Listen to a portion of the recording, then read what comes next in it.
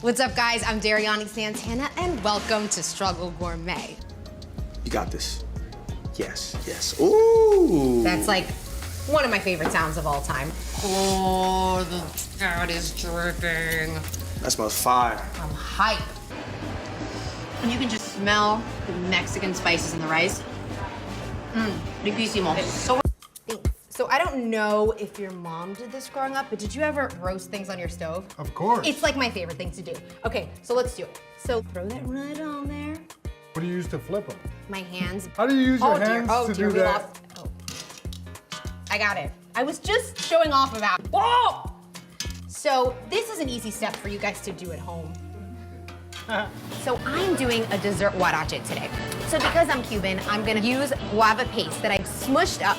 So I'm gonna put the mushed up guava paste, throw it in here, just like Play-Doh. It's actually really similar to making a pupusa. So homegirl makes about 400. I'm guaranteed that's happened before. Like, yo, I don't know, this drink tastes a little different. Damn, what is this? This is, It's fragrant. it's a little bit garlicky. Right at the end when your arroz con pollo is almost done, A cerveza. Let's get just in there. put a little chorrito. More? That's A good. little more. Just a little bit, Less. Just a little bit more.